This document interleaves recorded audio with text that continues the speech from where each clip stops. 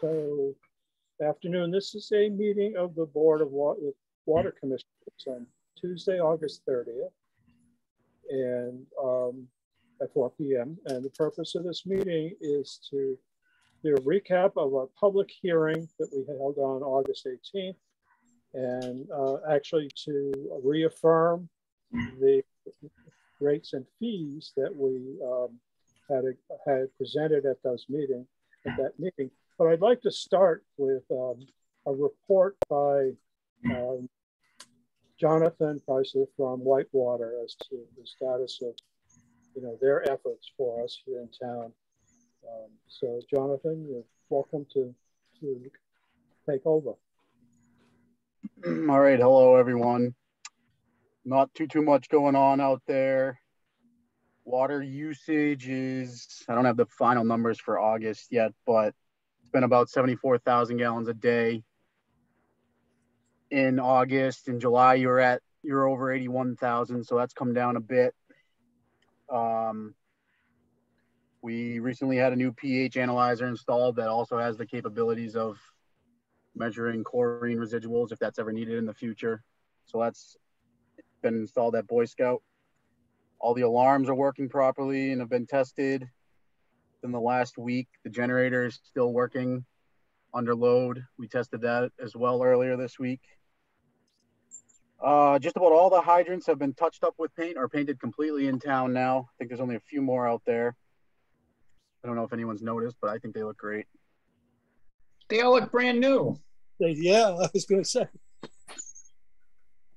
And besides that, the only other thing, one of the last lightning storms that came through, we have one level sensor in the well that is no longer working again.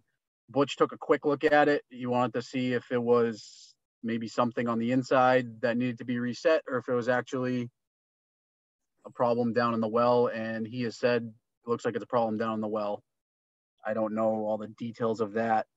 I know we just replaced both of them, and I asked him if there's any type of device you can put on to protect against lightning.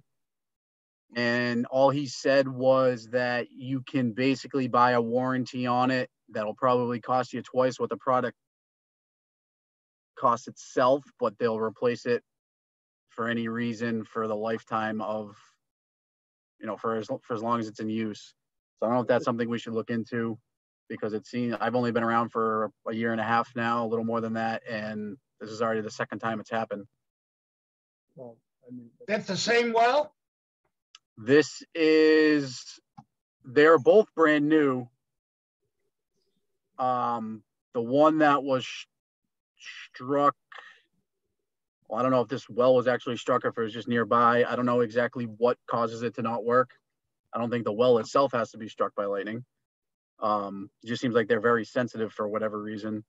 But this is well 3A. So if you're looking at the station, it is the one on the right. I can't remember which one we most recently worked on, or which one was struck by lightning last. Did we ever use the nomenclature of well 1 versus well 2? So I call Butch and I were just talking about this. We need to renumber or label all these. The way it's designed is starting at Coles Neck. Yeah, the engineers had 1, 2, and 3 there, and then 4 and 5 at Boy Scout because they went in after the fact. Yet somehow there's labels 3A and 3B as well in there. I just go by Boy Scout 1 and 2, but I don't know what all of you guys refer to them as. All that the initial strike there, was well number 1. So this is well number 1 then. So because it's 3A, not 3B. So that's 1. So at the Boy Scout camp. At the Boy Scout camp, yep. I think we need some better labeling. Right. But, again, the question comes down to why are we having repeat strikes there? I don't think it's necessarily right there. I think it's just something nearby, and I don't know enough about it, but I don't think the well is actually being struck by lightning every time. The Boy Scout camp site is at a higher elevation than the surrounding area. It is, yep. That could make it susceptible. I assume everything is grounded, but clearly it's still not. Well, that might be something to look into as to whether or not we could or should try to do more grounding up there. It's kind of wild. The well itself might be a ground. I mean, you know, when lightning strikes, it's, you know, and gets dissipated through ground, water is going to conduct. So, well, it's the well, PVC or steel? Steel. Steel is a good ground. I think it's steel at the perhaps the top 20 feet.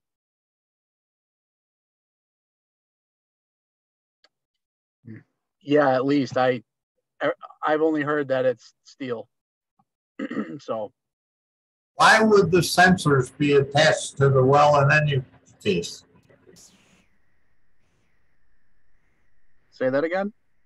Why would the sensors, I'm assuming it's some kind of depth finder that's attached, that hangs in the well. Why would it be attached to the ground around it? Why, you know, what's going on here? It sounds like a cockamamie arrangement. I don't know that it's connected to any ground around it. I just think everything in the building is grounded electrically. So I don't know why the level sensor is so sensitive to any time there's a storm that rolls through. It seems like we have an issue. Nor do I. I can't, you know, how does it measure the well? Does it send down a laser beam? Does it have a...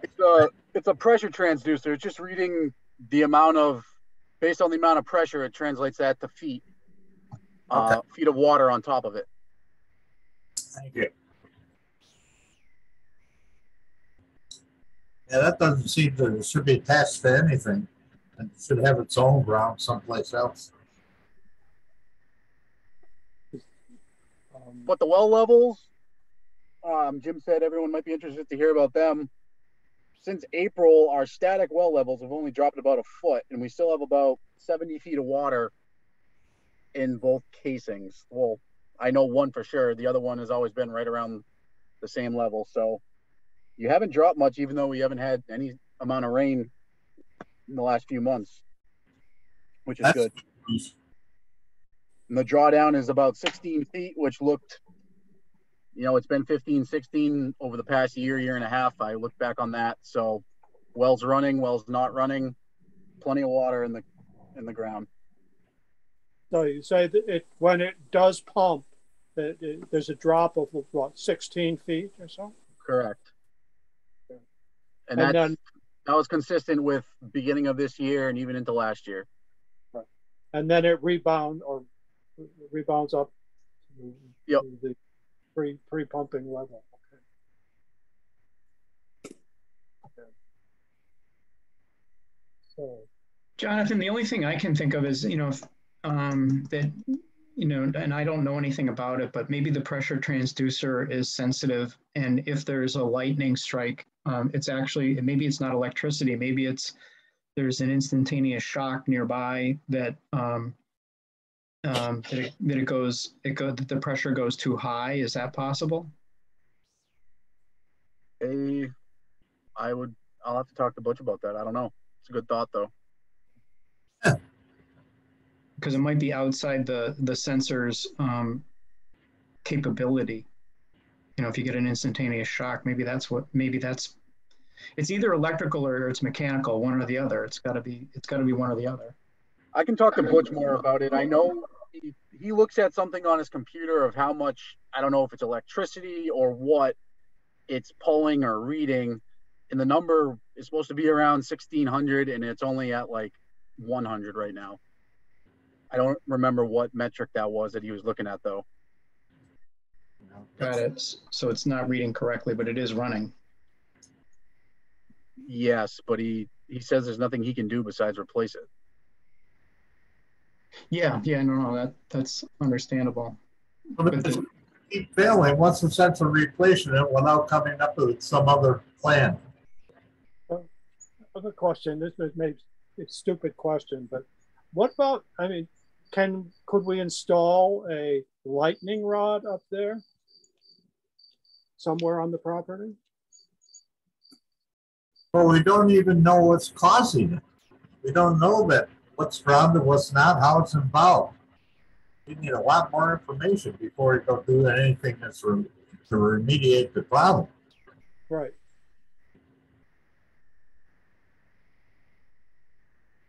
Yeah, we'll have to look into it more and see if there's any solutions besides just dropping another sensor in there. Right. Well, I guess this is something that we should probably keep an eye on, because we spent enough money on replacing parts there because of what appear to be lightning strikes. So. I guess one other thing, kind of major event, I'm assuming maybe somebody heard about it. I meant to send an email, not this past weekend, but the weekend before, Sunday morning. For some reason, the water tower and the station lost communication, and the well did not shut off at the offset point, and the tower was overflowing. I got a call from the police department. The person that was on call for Whitewater responded out there, but before he even got there, I was able to shut it off on my laptop. And Butch has been out there since, and he fixed a few things on SCADA, but somehow we lost communication. The tower was overflowing, and because the pump did not shut off. Didn't we have that problem out there before? Yes, we did. Just a couple of years ago. It must have been before my time, because it hasn't happened since I've been around, but you can see on the SCADA charts that there's just a little, they're consistent lines, and then there's just a little gap where it lost communication. That's probably when it was supposed to shut off, and it never did when it picked up communication again. But there was also a huge delay in communication after that, which he has since fixed. But no damage. Everything is working properly now. I didn't see any major runoff or anything. The drain, the overflow pipe going into the drain seemed fine. Down at the bottom by the road where the pipe comes out, there's a little swale there, a bunch of riprap. None of that seemed washed out, but I'm sure there was water going down the road.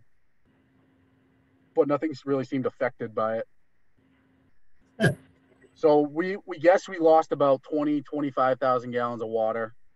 Obviously it's not good, but not the end of the world. I'd rather have too much than not enough in the tank. So when I first got the call, I thought it was going to be a bigger issue than it was. Now, would that increase in the water level impact us in terms of the potential contamination in the water?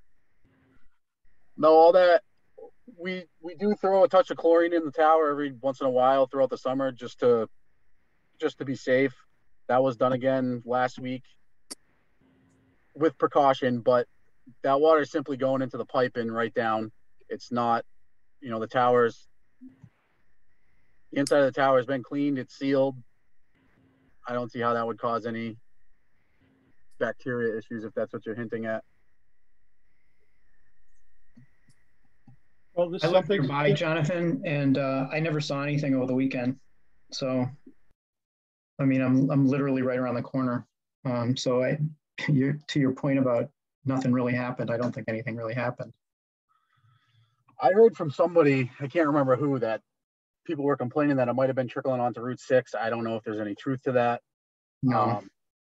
But this happened at about, I think I got a call at, 9:45, 10 o'clock Sunday morning. And I want to say it was overflowing for a while still after I shut the pump off. That water all had to come out or be used by the system. So it was still another 45 minutes probably. And then as soon as it went below the overflow point, we were all set. But And the overflow, I mean, we lost communication, but one of the things that surprised me a little bit is you said that the SCADA system did come back on, but it took a long time. It sounds like the level sensor wasn't in our alarm mode to cause it to stop. Yeah, I don't know That's what happened last time. Right. I don't know if that was just part of the communication, loss of communication, that it didn't get an alarm. So there is a loss of communication alarm, which I didn't get, and there's an overflow alarm, which I didn't get, or a high level alarm. So because the tower wasn't communicating whatsoever, we didn't get any of those alarms. But the loss of communication alarm did not come through as it should have. That's an indicator that you lost power, you lost communications for some reason, whatever it might be. So that one didn't come through. So then obviously none of the other ones came through. Jonathan, given that we've got about a 3 or 4 day supply in that tower, would it make more sense to have the have loss of communication cause the pump not to come on?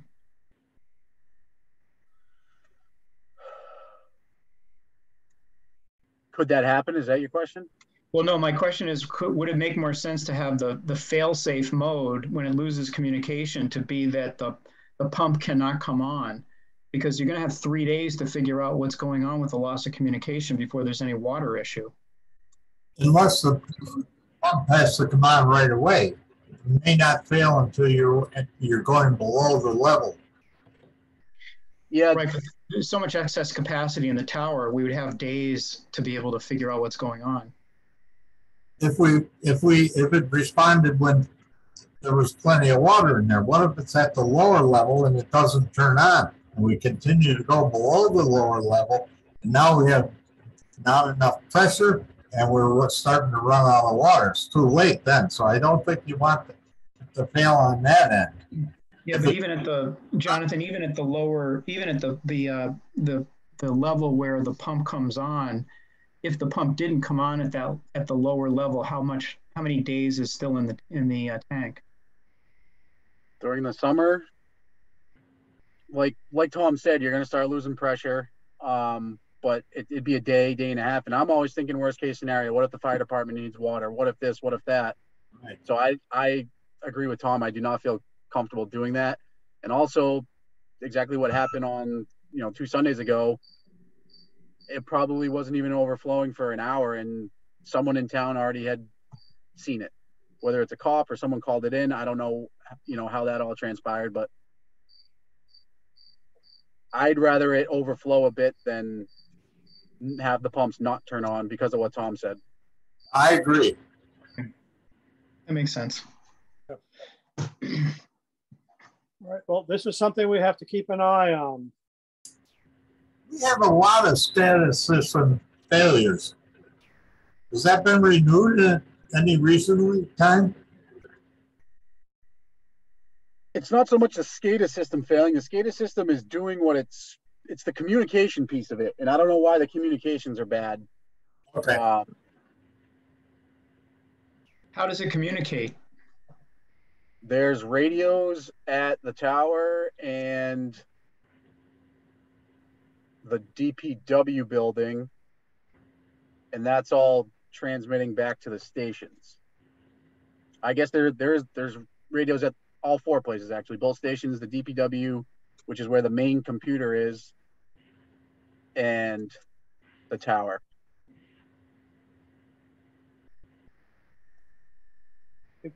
Do you expect to hear anything more from Butch about this? I mean, is he doing any further work to evaluate it? As to why we lost communication? Right. I could ask him to if we want him to, but he didn't. We spent a few hours together, and I know he was looking at stuff on his own, and he didn't really have an answer as to why communication was lost. But I mean, he deals with this in so many systems on the Cape and off the Cape. People are just always losing communication for some reason.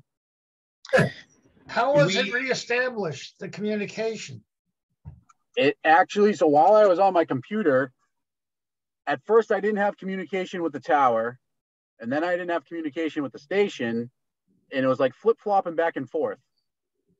Then all of a sudden everything was just working as it should again.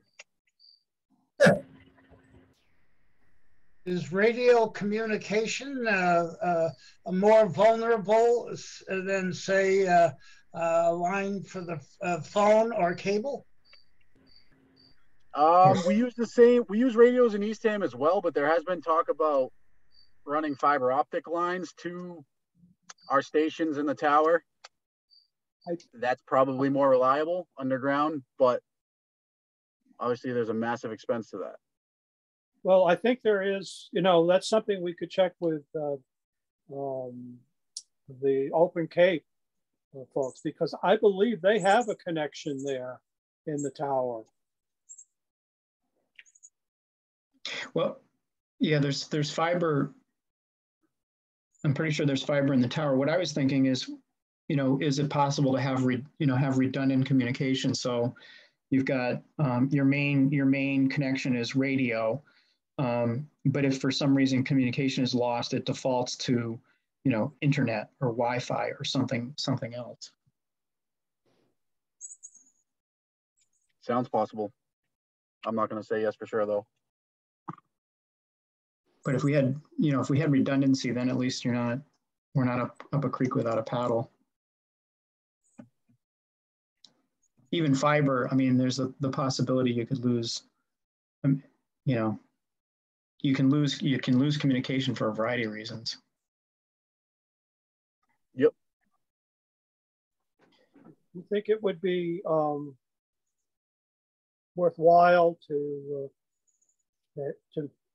ask Butch to join us in a meeting to talk about this? Sure. Yeah, he can give you the rundown on how everything's communicating, working, set up. So I only know so much. He pulls his computer up sometimes and then it all looks like gibberish to me. So the guy. Well, I would suggest maybe that's what we should do. Get him in for a meeting. All right, I can reach out to him. Okay. Anything else to report, Jonathan?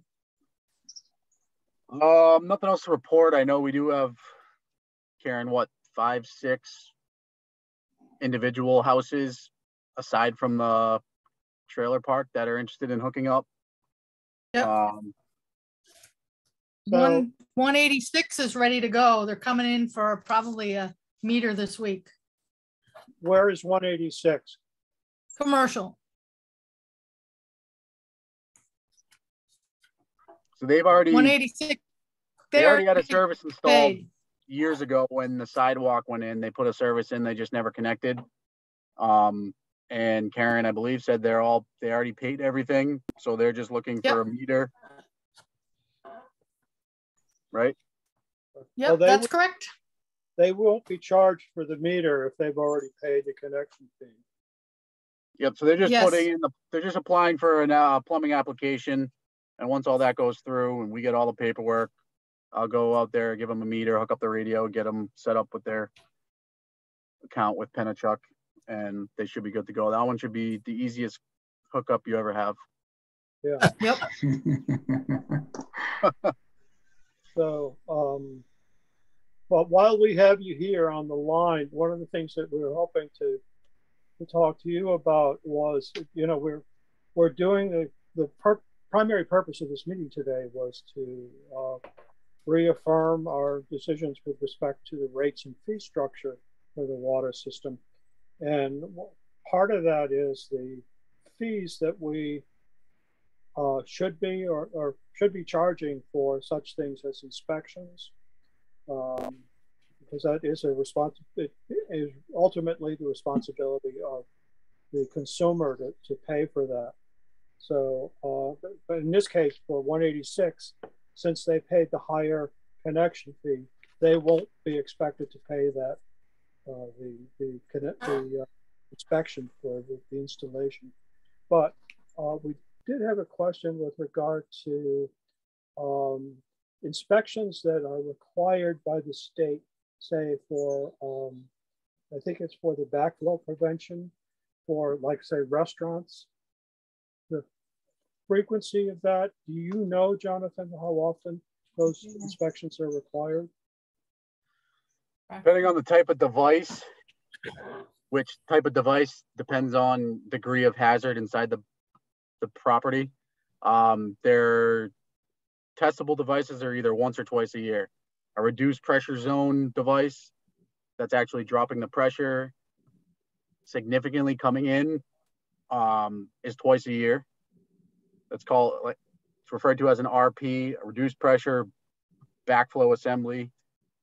You can have a testable double check valve. The main difference is the reduced pressure device actually has a drain in the bottom of it. So anytime you have a higher pressure coming back towards the public water system, it's going to dump out the drain. The check valve will just close, you know, both checks will be closed, no water's draining, but the reduced pressure zone drains the water out. So there's no chance it goes back past that first check valve. So, but it's your understanding that those inspections are required at least once, perhaps twice annually? Correct. Do we have any interconnected systems, or do the people usually just disconnect their well from the system? I mean, is this a reality? It's going to be important to us that they have all the real back preventer ideas? I haven't seen any wells in Wellfleet still connected to the municipal system. Some people have, you know, leave their well on for outside spigots, but I haven't seen any actual interconnections. I haven't been in every property, but. What would be the inspection rate for one that's totally disconnected? To inspect it? Well, it has to be inspected the first time to see that it is disconnected. After that, does it have to be re-inspected? If there's no device, if there's no backflow device, I don't know why I'd be going in there to inspect it. But are you saying upon the initial hookup, or? I understand the initial hookup must be inspected to see that there's no interconnection with the well or any other system. But after that first inspection, it says there are no interconnections between the systems. Do you have to have it inspected again? No. Good. So the idea in a perfect world, anytime someone is going to make any changes to their plumbing, they get a plumbing permit, and that, you know, comes to the water department, or it should, and then you have eyes from the plumbing inspector, and if we want to go in and take a look at what they did, we go in then. That sounds perfectly sensible. Does that happen? Yes. I'm sure people change their plumbing all the time. I know we have a problem. I've talked to the water inspector. He used to get reports or get assignments to inspect houses regularly. He has not with the new housing inspector. Well, there you go. We had a bit of a problem communicating with him. So I don't know how that's going to be resolved either. That is something you have to look at. Whose responsibility it is, even to do the initial inspections.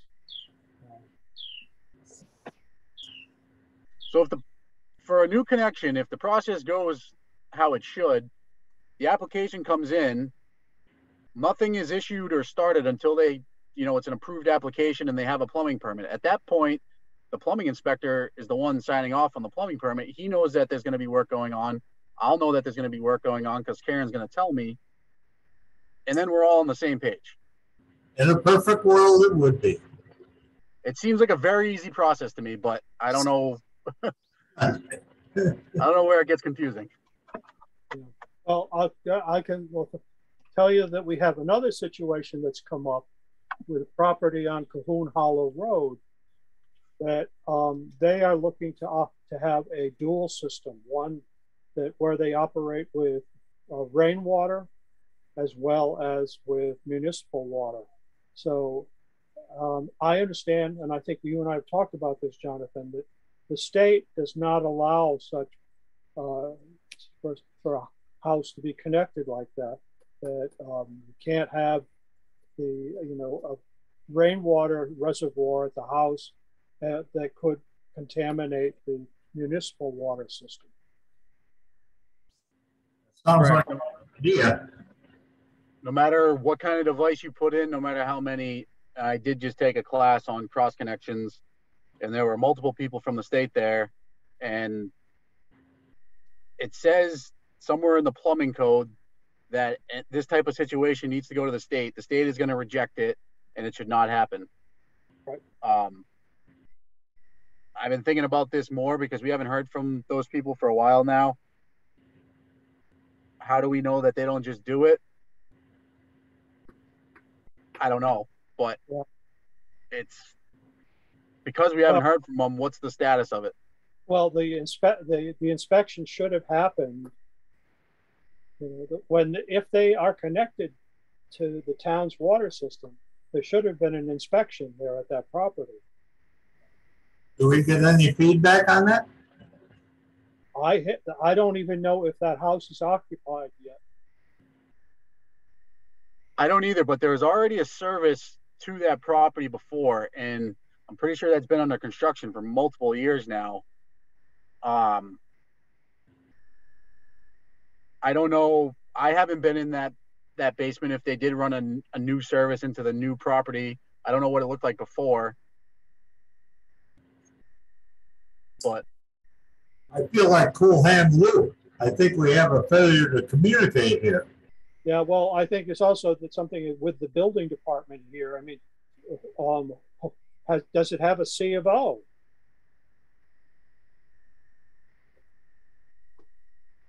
We don't know.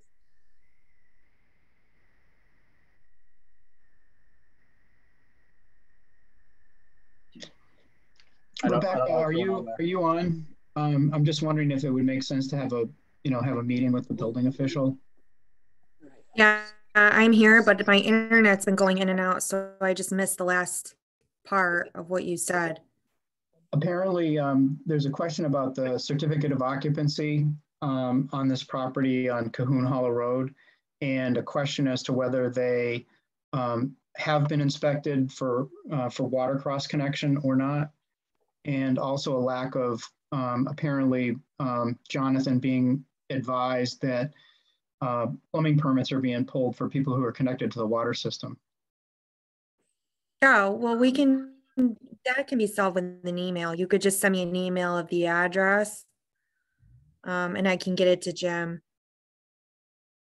I don't know if we need to have an all-out meeting about it. He could just pull the records. Or was that already done? I'm sorry if I missed something. No, we don't know. So that an email's fine. But also Jonathan was pointing to the fact that he's typically not getting notification when plumbing permits are being pulled for people that may be connected to the water system. And the concern concern there is to be able to inspect the cross connection.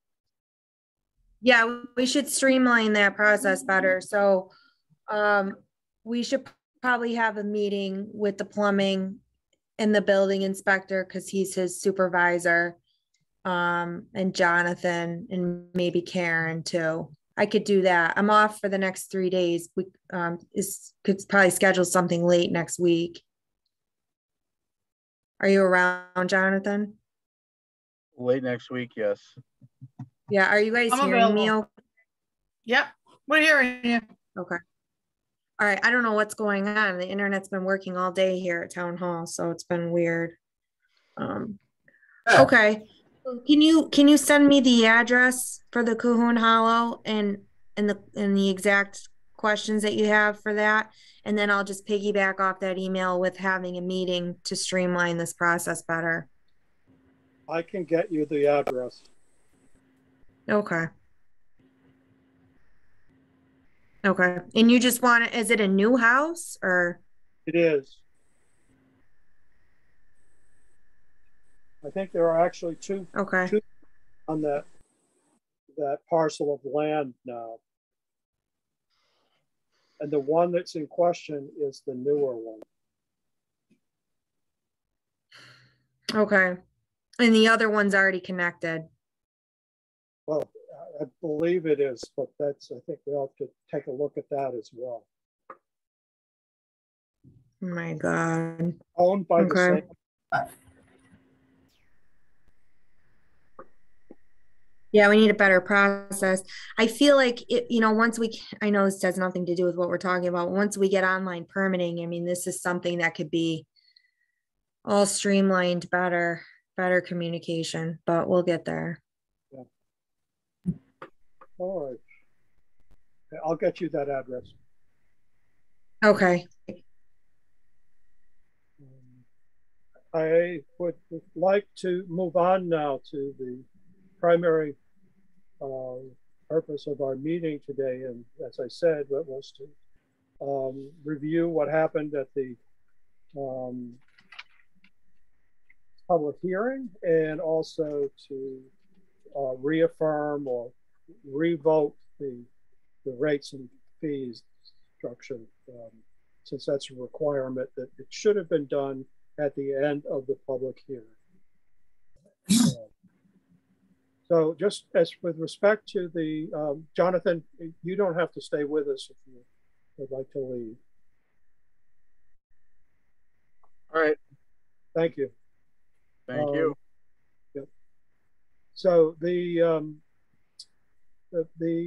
public hearing that occurred on August 18th at the Adult Community Center, it was both a in-person and a virtual meeting. That hearing had been posted in the Cape Cod Times on July 29th and again on August 5th. And it was also posted on the Board of Water Commissioners homepage, the town of Wellfleet's website, as of 7/26. So the meeting took place, as I said, in person at the Adult Community Center. We had 5 residents who were in attendance at the meeting. The Board of Water Commissioners were full attendance, 4 of us in person and 1 virtually. And basically, Doug Gardner reviewed the rates and fees that had been reviewed and recommended by the Board of Water Commissioners. And those revised rates and fees are posted in draft form on the Board of Water Commissioners website, and they were posted as of 7/29 of this year. So I'm not going to go over those rates and fees again. They're all there. There were no changes recommended to the rates and fees after they were posted on the website, and what Doug Gardner presented. Then we did have some comments and questions that were taken at the meeting. I don't know that we have the names of those folks who did comment, but the questions were about not just about the existing water system or the new water main area, but also about the availability of potential of new installations in the area of Pleasant Point.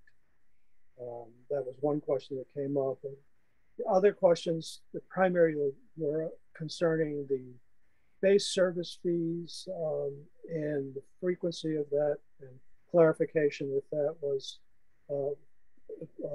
they were twice a year, and if it, and also with respect to the connection fees, whether or not the connection fee or what was referred to now as the, I'm going to mess this up. I don't remember the exact name that we agreed on for that, but the old connection fee was a question about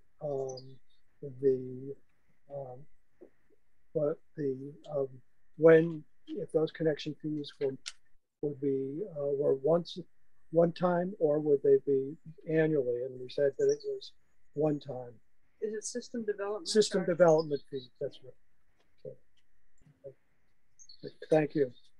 And then we had a question about the inspection fees. The only other things that came up with the folks who were at the meeting was a very positive reaction on part of one of the people who was there. Was really pleased to hear that about the reduction in the system development fees here, because that had been an impediment for people to connecting to the system in the past. And then one other thing that did come up was there was a question raised by Ryan Curley regarding the difference in what we were proposing as compared to what had been presented at to the select board back in April. And I'm going to ask Kurt if he could kind of describe what he understood that issue to be. Yeah, near as I can gather it, Ryan's big comment was he was concerned that the system development charge and that the new charges were potentially less than what had been presented to the Board of Selectmen. And he mentioned a figure of like $2,600 for a connection fee. And I think what he was actually thinking about was we had a discussion around the typical cost to connect in Wellfleet compared with other towns, but the private cost in addition to the system development fee to connect to the water system. And the only change that we implemented between the meeting with the Board of Selectmen and both our public hearing and our discussion of, the board discussion before the public hearing, the only changes that we made were to have an increased fee with regard to the meter. So in other words, if a meter is larger than a 1-inch meter, it's going to be at cost plus 10%. That was an increase over what we presented to the Board of Selectmen. We also added inspection charges and a variety of other charges. So again, the only difference between what we presented to the Board of Selectmen and ultimately what we presented at the public hearing was an increase in some fees. The rates were identical, and the system development charge for a residential customer was presented to the board at $750. We subsequently added a category for commercial or large meter of $1,500. So the only thing that we did between the two meetings was increase some fees and charges. And Ryan's concern was that somehow we had reduced charges, and that actually is not the case.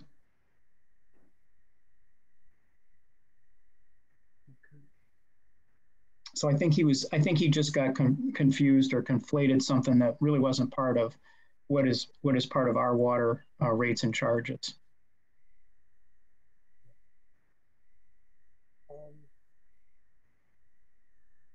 So that's essentially what happened at the meeting. Then we basically adjourned the meeting, and we really should have taken a vote at that time. So that's what we're asking that we do now.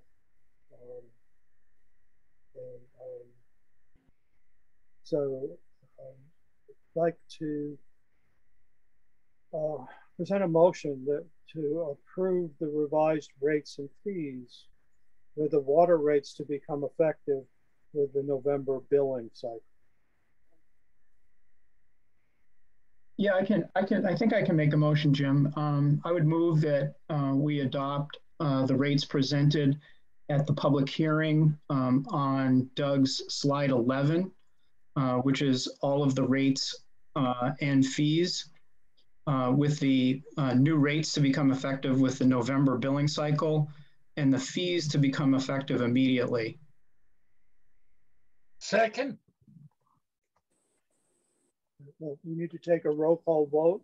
Any discussion? Specify connection fee or system development fees, whatever you're calling them, because you just said fees immediately. Yes. Sorry to interrupt.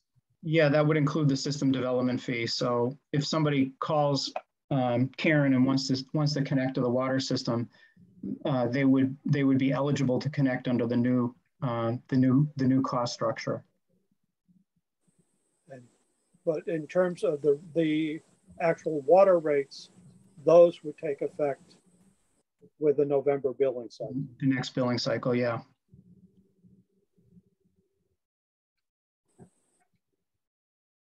And did I hear a second? You need a second? Yes, okay. So any further discussion? So we'll take a roll call vote. Kateri? Agreed. Neil? Aye. Tom?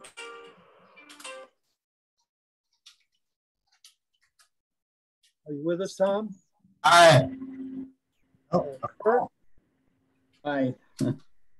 And I vote aye. So it's the revised rates and fee structure is approved unanimously.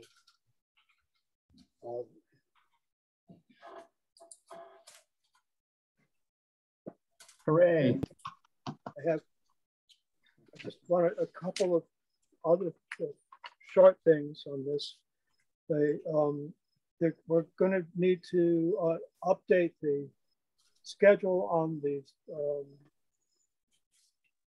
paving for the particularly on Briar Lane and the areas impacted up near the Post Neck Wellfield.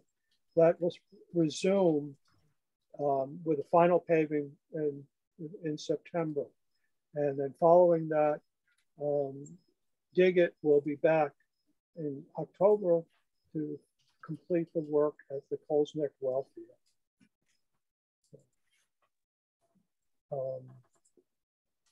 Jim, when we do know that, we could also put out an email to the Wellfleet Forum. I know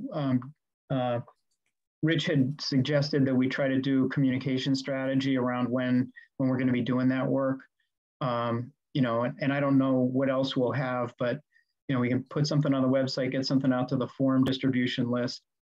Do they normally put sandwich boards up? No. We probably have sandwich boards if we wanted to.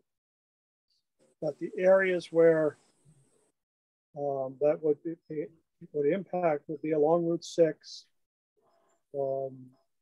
Briar Lane.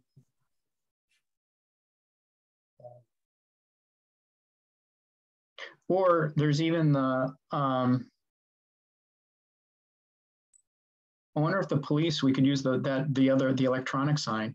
Well, you know, that's a good question. I noticed that they do have a notice posted on the town's website right now regarding other road work that's going to be taking place in September. So I guess that's the kind of the normal course for notifying the town is to have it on the town's website.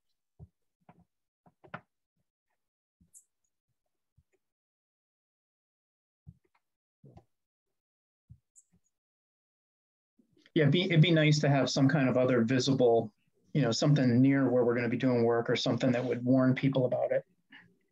But we're going to have to, and part of this is not just the work that is going to take place to do the repaving and the work at the Wellfield, but also we will need to, one, revise the rates, the regulations with respect to the rates and fees. And I was looking at that today, and there are areas of the Board of Water Commissioners rates and fee structure, the regulations that do need to be changed, and will obviously, particularly around fees and rates, but also that there is also some areas now that are some of the requirements are going to change with the addition of fees that are become the responsibility of the consumer rather than the town, because it does say in there that in the current regulations says that the town is responsible to pay for the inspection fees, and we're moving away from that. So those are the kinds of things that we need to review carefully and change in the regulations. So I would say that we probably will need to do that in upcoming meetings, that we'll need to review those, and whether we do it ourselves. And then I'm not sure, and I don't know if Becky, if you're still with us, if this is something that would need to be reviewed by legal counsel.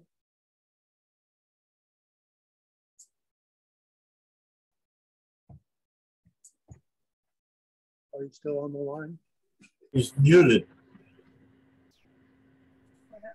Rebecca's muted. Well, we can get back to her on that. So, but at any rate, I would say that I was hoping that we could take a break a bit from meeting, but I think we're going to have to continue because we do have some work to do on amending the regulations and also preparing for more kind of public notification of the availability of water connections in new areas, the change in the fee and rate structure. All of that does need to be made. We do need to make the public aware of that going forward. Good idea. Karen, So, do you know? Karen, do you know when the tax bills are going out? Or Rebecca, if you're on the line? Not until after they won't set them until after the town meeting or the special town meeting. So usually November, but I don't know this year. I don't know what's going to happen. So they got to finish what they got to do, and it should go out in November.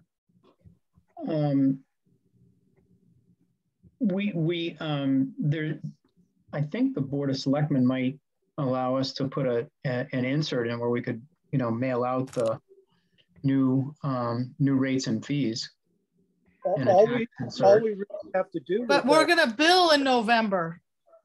Right. We bill in November. We can put anything in the flyer in November. This is for people who aren't currently customers that we want to get a hold of too. We want to let all residents know. Who's on the tax rolls would get, and owns property here. If we can get even a short notice along with a tax bill, that I think would be very helpful. Because all it has to say really is, please check the Board of Water Commissioners website for information about the rates and fees, as well as the areas that are currently available, to connect to the water system. Yeah, but if you don't really send those out, you're not going to have people following up as well. It'd be much more effective to actually send the rates. Well, I mean, if you say that they're available, we can't put that in the tax bill because it's too long. Because I think that other committees, boards will be looking to include stuff in the tax bill as well. Yeah, but I mean, if we want to reach to the people that we really want to reach, we have to send everybody what the rates are. I really believe that's, Well, we could look at what the cost would be for us to send. Yeah. Do a separate mailing. Yeah, a separate mail. I mean, I really think just, things that I've been involved with previously in terms of survey research and so forth. If you don't send the stuff, forget it. Maybe 30% would bother following up. If we're going to send it separately, we could actually do we could do a street level mailing, so we could actually just mail to the people that are, well, no, that wouldn't work because they're non-residents. The post office does have an ability to drill down if you're doing target mailing, so you can mail to just the street addresses. So we could only include the streets that have water service, and that would cut down significantly on the size of the mailing. But because we have so many post office boxes, I don't know how that would work. No, we can get a mailing list, easily enough. Yeah, I think for the specific areas. Yeah. I mean, I think that is absolutely essential to do if we really want to move it forward. So let's put that on the agenda for our next meeting as to how we go about this. And what date would our next meeting be? Nancy might be able to. Nancy Vale might be able to pull that for us. She can, yeah. You know, so it would just be the addresses of people on certain streets, and she would have both the permanent mailing address as well as the local mailing address. So we could actually get both from that list. Well, look at this. No, I was looking at that for September, looking at dates when we could meet in September. The 2 weeks out would put us at the 13th. I don't know if that works for folks or not. Be okay. 4 p.m. Yeah. 13th of September. Right.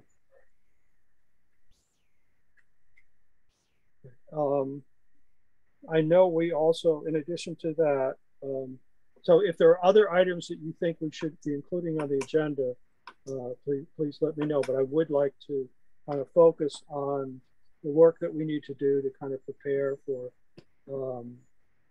the remainder of the work that is going to be done in September and October on the new water main, but also in how we go about communicating this to the people who are really trying to reach the potential for to get new customers interested in the system.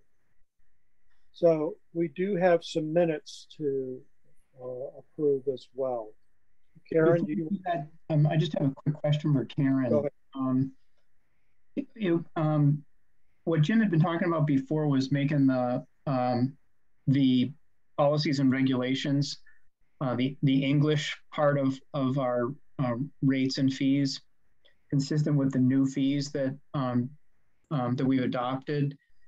And I was just looking at Jim's or Doug's page 11, and it looks like it'd be pretty easy to just, you know, kind of go through the regulations and make sure if there's an area that's, for example, talks about you know, a cross connection or a service turn on or frozen meter or demand shut off or non-payment, all that stuff is spelled out, you know, in these the new fees.